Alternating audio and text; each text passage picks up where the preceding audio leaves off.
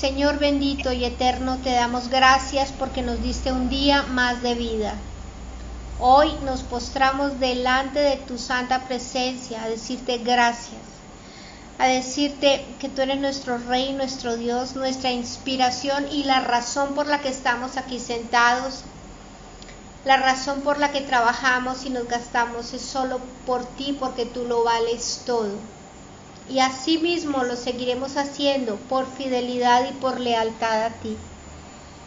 Bendecimos este momento, te pedimos, Señor, que cada palabra que salga de aquí sea de tu boca directamente, Señor. Que toda la enseñanza que hemos recibido de Proverbios no se borre, que quede en nuestro espíritu, Señor, en nuestra alma y podamos hacerla viva, hacerla eficaz y poder dar testimonio y enseñarle a aquellos que nos miran, a los que les tenemos que compartir día a día. Bendecimos este momento, te pedimos por Israel, por Jerusalén, por las naciones de la tierra, por nuestra patria Colombia, Señor. Solo en tus manos estaremos seguros. Cumple tus propósitos en nuestra tierra, en la iglesia y en el mundo entero. Te damos gracias, te damos la bienvenida y esperamos, Señor, que hoy te glorifiques. En el nombre de Jesús te lo pedimos y con tu poder, Santo Espíritu de Dios. Amén. Amén.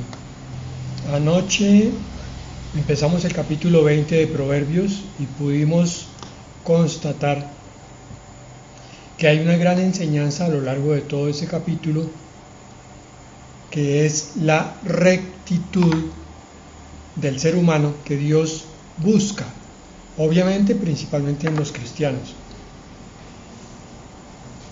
Veíamos anoche que en Proverbios 25, la enseñanza de ese proverbio que decía, aunque el buen consejo esté en lo profundo del corazón, la persona con entendimiento lo extraerá.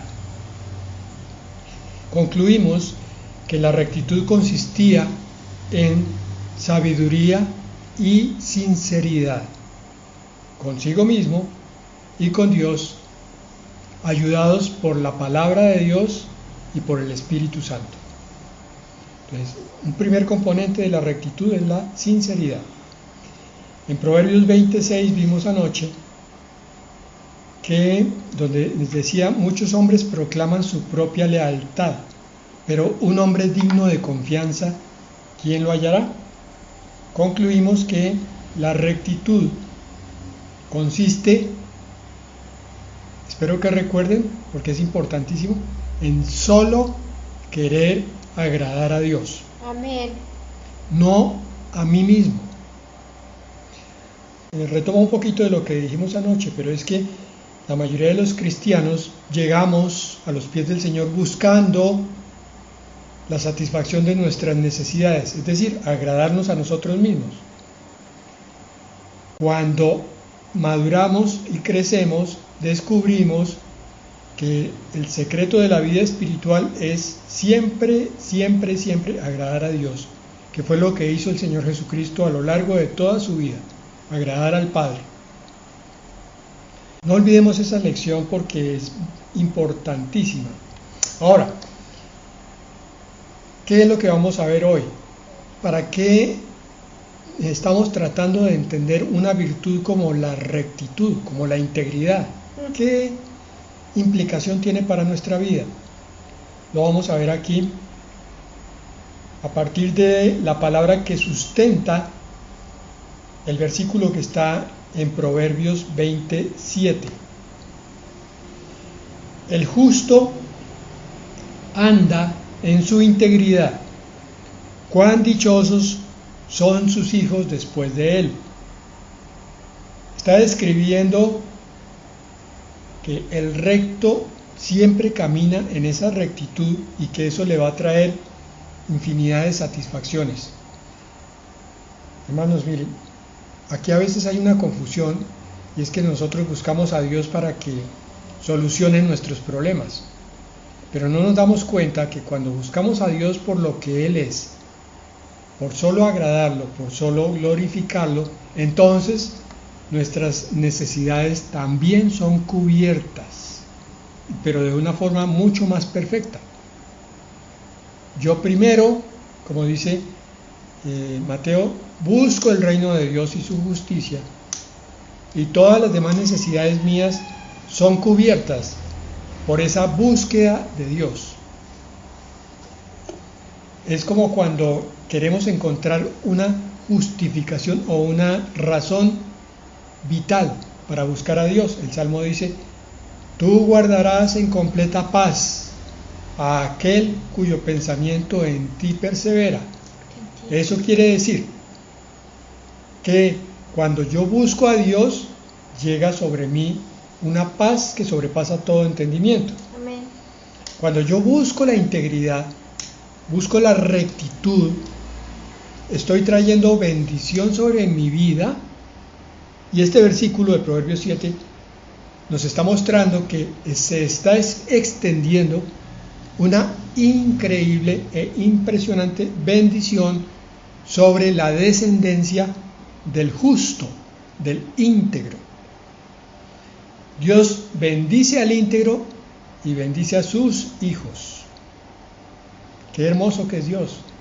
Él es absolutamente generoso. Cuando encuentra a un hombre fiel, extiende sus bendiciones, no solamente al que está mostrando su corazón abierto, sino que de una manera directa e indirecta, la descendencia creyente o incrédula es bendecida. Los incrédulos porque les facilita llegar a los pies del Señor, y los creyentes porque pueden crecer más a través del ejemplo del justo. Pero hoy me interesa el versículo que está en Salmos 15, 1 al 2. Con ese estamos soportando o apoyando el de Proverbios 27 que acabamos de ver. Estamos hablando del justo. El justo que anda en integridad. Miren cómo lo dice el Salmo 15, 1 y 2. Señor, ¿quién habitará en tu tabernáculo? ¿Quién morará en tu santo monte? Detengámonos ahí. ¿Quién será aquel que está en cercanía a tu corazón, Señor? ¿Quién será aquel bendecido que va a andar en comunión contigo? Y responde en el versículo 2, el que anda en integridad, o sea, el justo de Proverbios 27, y obra justicia y habla verdad en su corazón. ¿Cuál es la enseñanza de esta palabra? Miren, hermano, vamos a dar un pequeño rodeo. Tú podrás estar en la mejor iglesia del mundo, la más reconocida, la de mejores pastores, mejores predicadores, la de mejor palabra. Pero si tú no estás encontrándote directamente con Dios, no está pasando mayor cosa en tu vida. Sí, estás recibiendo bendición, claro, por la cobertura de la iglesia, por la bendición que trae tu pastor con las predicaciones, pero te estás perdiendo la mayor y más grande de todas las bendiciones, junto con todo lo que eso conlleva, que es tener la comunión con Dios, habitar en el tabernáculo, o sea, en la tienda de reunión que sabemos hoy en día que es nuestro corazón, con Dios, en el Santo Monte, que es lo mismo. El Santo Monte es donde Dios gobierna y le hemos abierto un trono en nuestro corazón. Todo este versículo nos está mostrando que el propósito por el cual nosotros estamos aquí congregados, buscando la palabra, buscando entender la palabra, buscando que la palabra nos santifique y nos haga crecer, es para estar cada vez más cerca del corazón y de la presencia de Dios. Y aquí entonces hago una pregunta. ¿Habrá acaso alguno de nosotros que se congregue alrededor de la palabra simplemente porque quiere oír algunas cosas bonitas, profundas, que cambian vidas? Eso es verdad, es cierto, pero más allá, el verdadero creyente, el verdadero cristiano, el verdadero hijo de Dios, lo que busca es que a través de esa palabra pueda tener una relación directa, cálida, cercana con Dios. Amén. De eso se trata la vida cristiana. De ya no más andar solo, sino de tener un Padre. Ya no más andar confundidos, sino tener un guía y consejero. De ya no más andar en religiones porque estamos cansados de rituales y tener una relación más bien directa, íntima, cercana y personal con un Dios presente y real. Así es. Entonces, la rectitud de la que nos habla Proverbios 27 y Salmos 15:1 consiste en obrar con justicia. Pero entendámoslo bien, para acercarnos al corazón de Dios, a la comunión con Dios, a la presencia de Dios, tenemos que tener una actitud adecuada. Mire, es lo mismo que un matrimonio, es lo mismo que una relación padre-hijo. Yo no puedo tener una buena relación familiar si yo no tengo la actitud correcta y adecuada.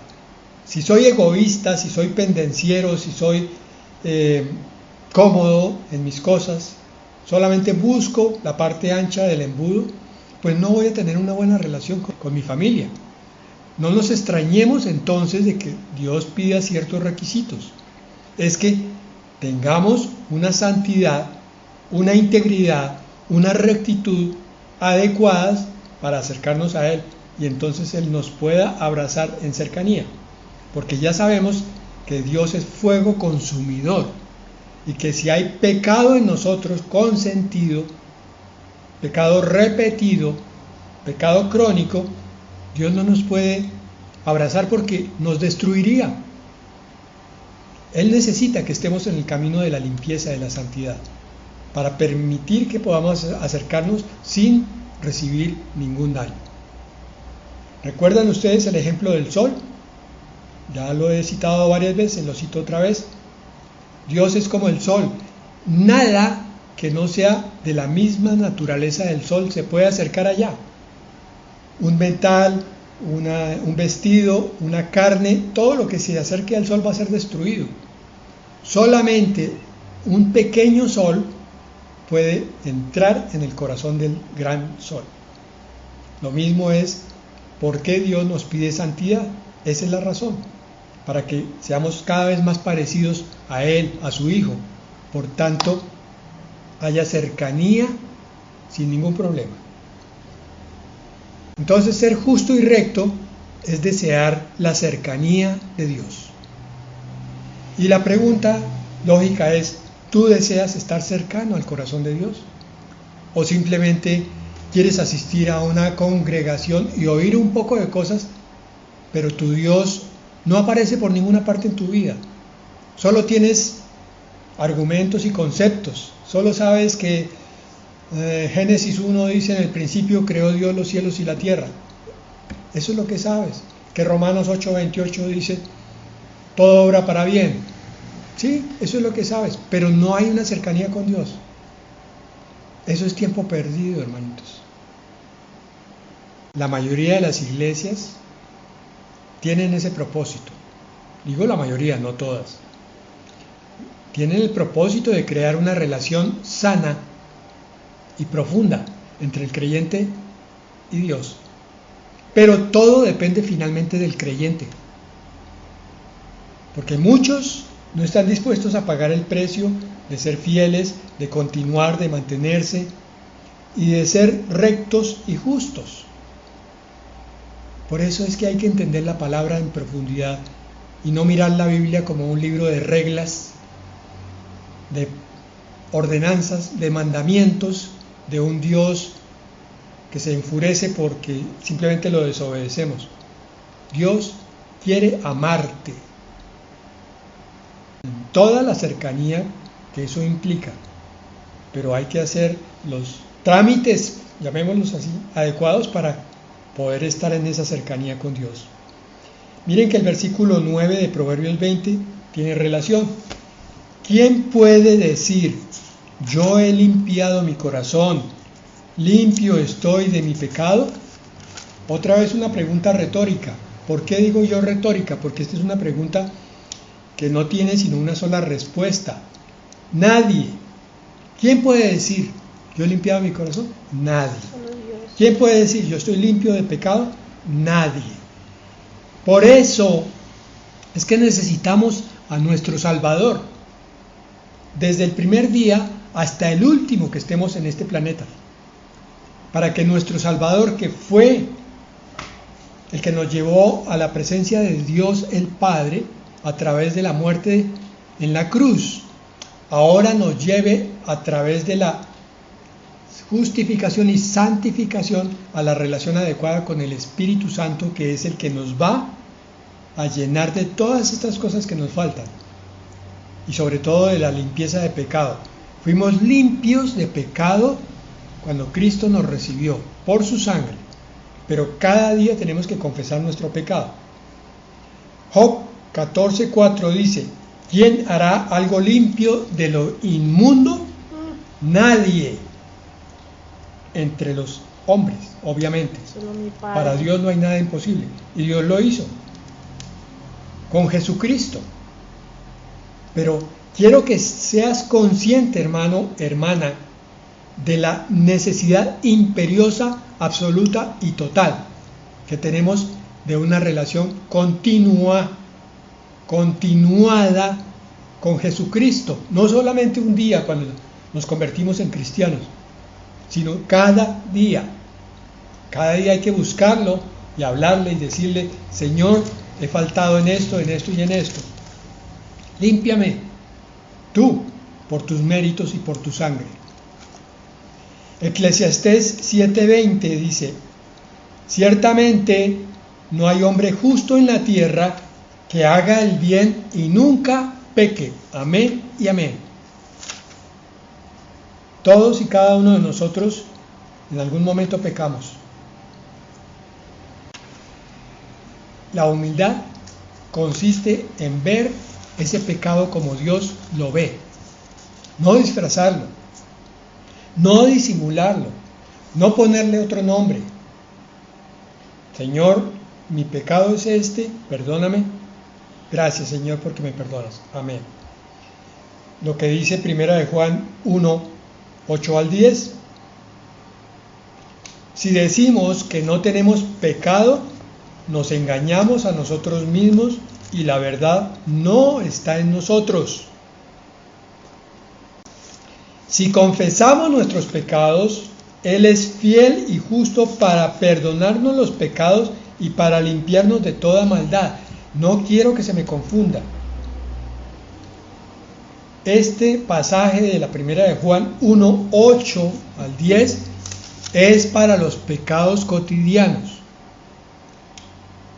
Los que tú y yo cometemos, hermanos, por irreflexión, por ignorancia, por no conocer la palabra de Dios, por orgullo, por soberbia, por rebeldía, tantas cosas que hay.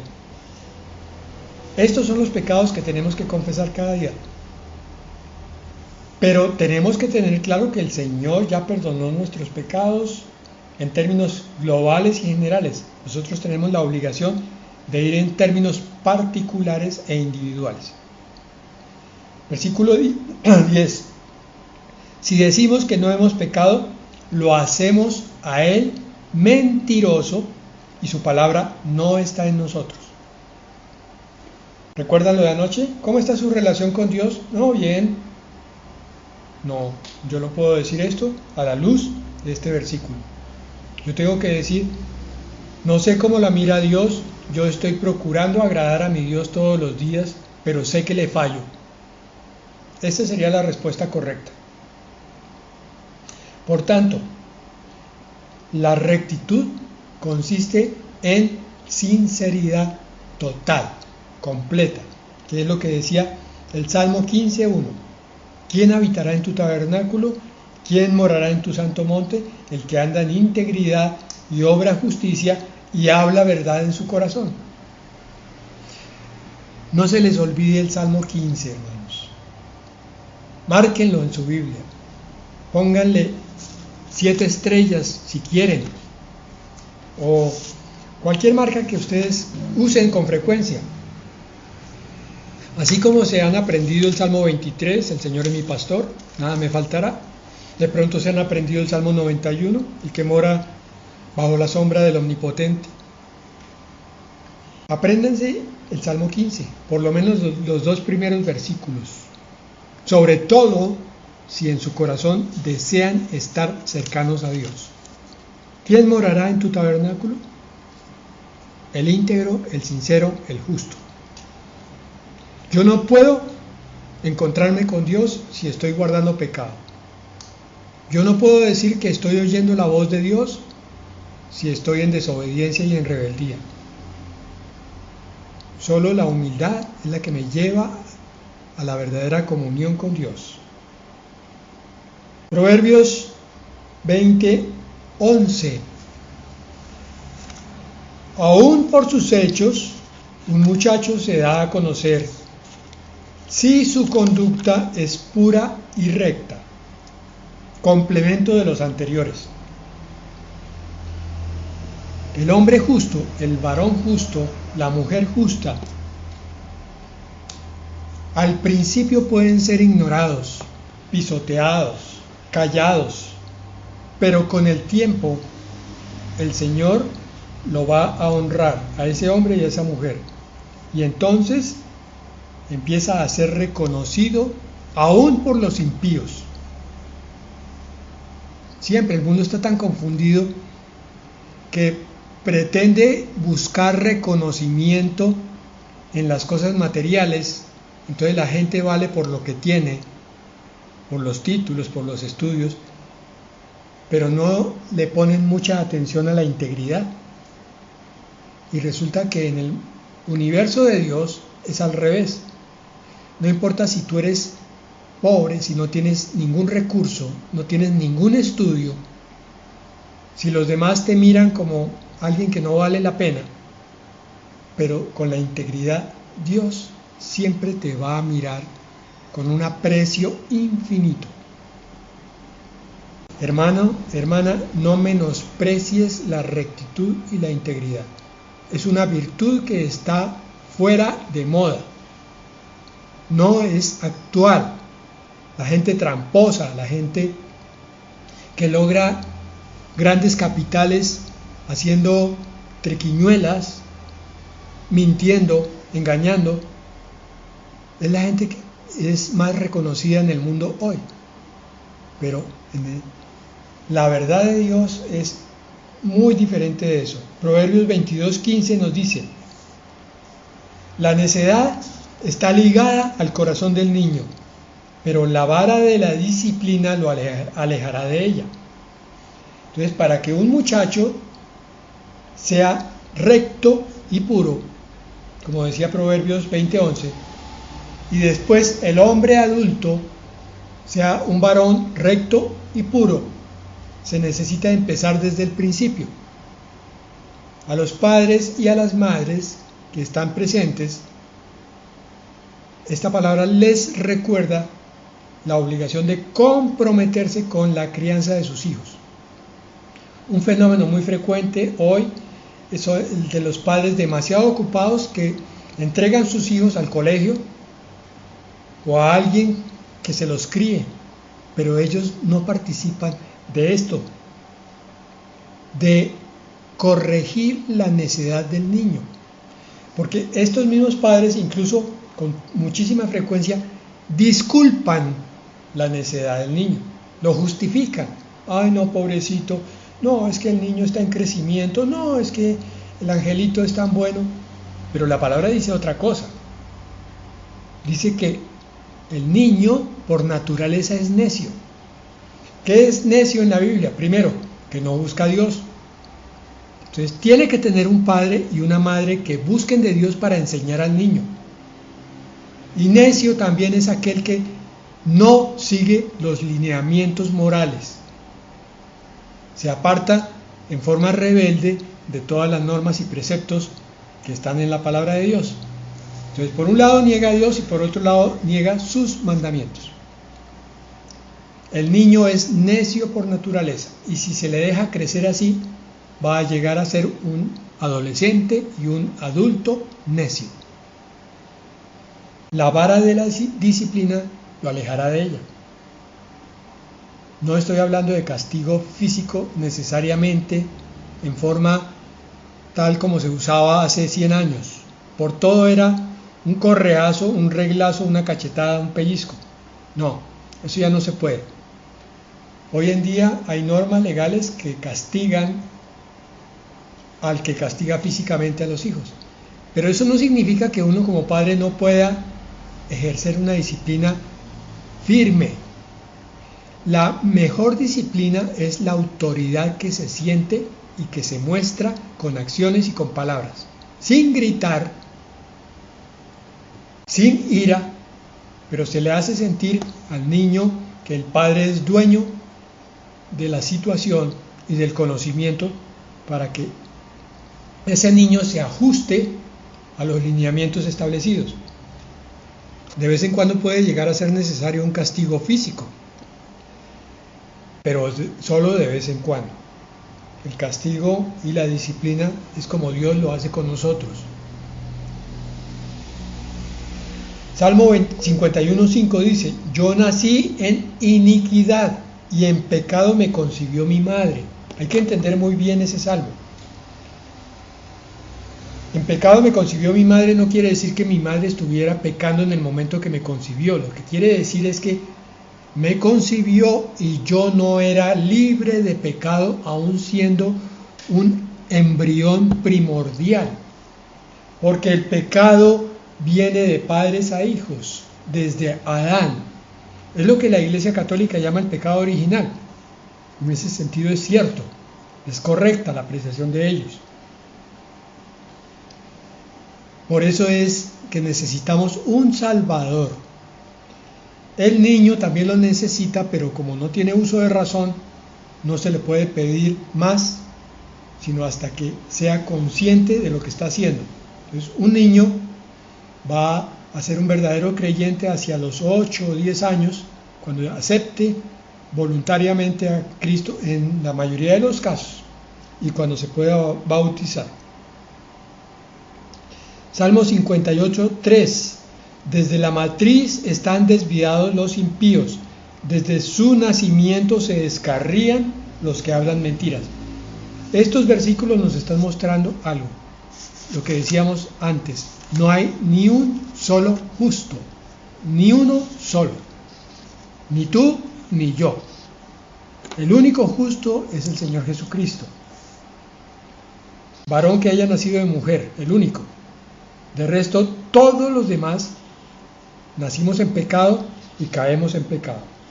Entonces, eso de justificarnos con que yo no soy tan malo no tiene asidero bíblico, no tiene fundamento en la palabra. Por eso, para ser limpios de conducta, que es otra de las características de la rectitud que sale de este versículo, es que necesitamos tanto conocer nuestros pecados para entregárselos al Señor. Padre, límpiame de mentiras en el nombre de Jesús. Padre, límpiame de malos deseos hacia mis hermanos, Señor, de envidias, de murmuraciones, todos los días, porque el pecado está en la carne. El Señor vino y nos dio un espíritu nuevo y está renovando nuestra mente, nuestra alma. Pero la parte carnal de la mente y del cuerpo siguen siendo lo que se llama un reservorio de pecado. Si yo no me lleno de Dios continuamente, si no lo estoy buscando, voy poco a poco a regresar al pecado de donde Cristo me sacó. Razón por la que tengo que buscar continuamente de Dios, por la que tengo que congregarme con mis hermanos, a través de los cuales aprendo muchas cosas, entre otras a controlarme, porque no somos islas. Razón por la cual tengo que leer la palabra de Dios para que la palabra me muestre cuáles son mis pecados, y razón por la cual tengo que buscar en comunión a Dios para que el Señor me muestre qué es lo que no le agrada, yo se lo entregue y Él me santifique. Y por hoy vamos a terminar con Proverbios 20:20. Al que maldice a su padre o a su madre, se le apagará su lámpara en medio de las tinieblas. Veíamos ayer que la lámpara eran dos cosas. Primero era la palabra, pero antes que eso era el espíritu que Dios había puesto en el hombre. El que maldice a sus progenitores está matando su espíritu. Veamos que eso es mucho más complejo de lo que parece. Hermanos, estudiar la palabra no es solo mirar el Nuevo Testamento. Cuando miramos el Antiguo, se amplía muchísimo la perspectiva de algunas cosas. Por ejemplo, Deuteronomio 27:16 dice: maldito el que desprecia. ¿Cómo dice Reina Valera? Maldito el que deshonrare a su padre o a su madre, y dirá todo el pueblo amén.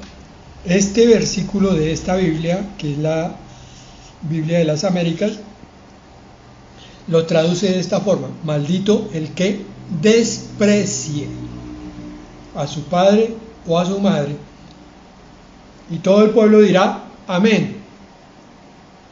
Esta era una enseñanza de Moisés. En el libro de Deuteronomio, la segunda ley, que eso es lo que quiere decir Deuteronomio, segunda ley porque era la ampliación del decálogo, de los 10 mandamientos. Moisés le muestra al pueblo una cosa, y es que cuando se encontraba algún hijo que estaba deshonrando a uno de sus progenitores, maldiciéndolo o despreciándolo, toda la congregación se reunía alrededor de ese hijo y decía: maldito sea. ¡Qué terrible! En estos tiempos, donde los hijos se levantan tan fácilmente contra los padres, y por causa de desconocimiento de la palabra, también se desconocen las profundas implicaciones que tiene el deshonrar al padre o a la madre. El hijo que deshonra a su padre es maldito por Dios. Mateo 15:4. Independientemente de quién sean los papás, ¿cierto? Mateo 15:4, porque Dios dijo: honra a tu padre y a tu madre, y continúa ahí: quien hable mal de su padre o de su madre, que muera. Aquí se va profundizando cada vez más las cosas. Maldecir no es solamente que yo le diga a alguien: usted es un maldito. Maldecir es hablar mal. Aquí, esta palabra en ninguna parte dice: pero tranquilo, que si su padre es un mal padre, usted puede hablar mal de él. Si su padre le hizo esto o aquello a usted como hijo, usted lo puede maldecir. No, no dice eso por ninguna parte. Lo que la palabra enseña es que tus progenitores te los dio Dios en su sabiduría. Y que si fueron buenos progenitores, pues qué buena la bendición, qué hermosura, qué gloria a Dios. Pero si fueron malos tus padres o progenitores, tú no tienes el derecho de criticar la obra de Dios, porque es Dios quien los puso ahí. Ellos le darán cuentas a Dios. Independientemente de lo que haya hecho el padre o la madre, tú tienes que honrarlos y bendecirlos y apoyarlos y ayudarlos. Aún en el caso de que estemos hablando de un hombre o una mujer de 50 años que no haya conocido a su padre porque su padre lo abandonó o su madre lo abandonó, aún en ese caso, el padre o la madre irresponsable tiene que ser honrado según el precepto de Dios. Amén. Por consiguiente, Esto tiene que ser colocado delante de Dios para decir, perdóname Señor, porque yo en algún momento deshonré a mi padre y a mi madre, hablando mal de él, o definitivamente hasta lo insulté y lo maldije. No lo ayudé, no lo perdoné, no le di mi cariño. Perdóname Señor, todos esos son pecados que están aquí. Resulta que, según lo que estamos viendo con respecto a la rectitud, que está en Proverbios 20, son muchos los pecados, mis hermanos, que tenemos que confesar. E incluso ahora nos explicamos por qué a veces no hay crecimiento en nuestra vida espiritual. Porque simplemente hemos guardado un pecado allí con mucho orgullo y con mucha soberbia, y no lo hemos presentado delante de Dios porque nos hemos creído ofendidos injustamente. Con el derecho. Exactamente, entonces con el derecho de juzgar. Y el Señor dice, no, mía es la venganza, yo pagaré. Tú lo que tienes que hacer es perdonar a todos, incluso a los que te ofendan. Vemos cómo es profunda la vida cristiana en el sentido de que no es solamente congregarse, sino mirar una cantidad de implicaciones, y que la vida cristiana no es solamente sentarse a oír, sino crecer en la comunión con Dios. Pecados como estos explicarían por qué nos cuesta oír la voz de Dios en nuestra vida, por qué nos cuesta tener comunión con Dios, por qué nos cuesta crecer espiritualmente cada vez más, por qué parece que nuestra vida cristiana está estancada, congelada, en un punto en el cual solamente pareciera que nos sentáramos en una silla blanca a oír un sermón y nada más. Eso es toda la vida cristiana. Lo que ocurre es que le hemos robado la gloria a Dios sin darnos cuenta, con todos estos pecados, a veces pretendiendo nosotros ser Dios. Nos hemos sentado en el trono a juzgar a otros, a juzgar la vida, a decir, es que la vida me parece que debe ser así. Y Dios dice, no, la vida es como yo digo, la relación conmigo es como yo digo, no es como tú dices, porque yo soy sabio, tú no, porque yo soy justo, tú no, porque yo soy santo y tú eres pecador. Entonces tú no puedes ordenar absolutamente nada. Solamente cuando vengas a mí con esa convicción de que necesitas de mí para todo, entonces vas a poder participar de mi reino, de mi gloria, de mi paz, de esa comunión que tanta falta te hace cuando vives con tu corazón en soledad, en tristeza, en depresión, en derrota, cuando tu cristianismo es teoría y no una vida real y plena, abundante, gozosa, con contentamiento, porque estás guardando cosas que debieras haber soltado hace tiempos. Estamos entendiendo por qué Dios me dijo a mí, cuando tuve esa crisis, suéltalo, suéltalo. Esta es la tercera vez que cito eso. Son muchas las cosas que tenemos que soltar, mis hermanos, muchas. Soltar nuestras mañas, soltar nuestras neurosis, soltar nuestras cadenas que Cristo ya vino a romper y a liberar, pero nosotros otras veces las volvemos y las cogemos. Soltar nuestros pecados ocultos, soltar cosas que no llamamos pecados, pero que Dios sí. Hay que soltar, soltar, soltar para lograr sentir la libertad de ser un creyente sano, creciendo constantemente hacia Dios. Bueno, terminamos ahí. Vamos a orar.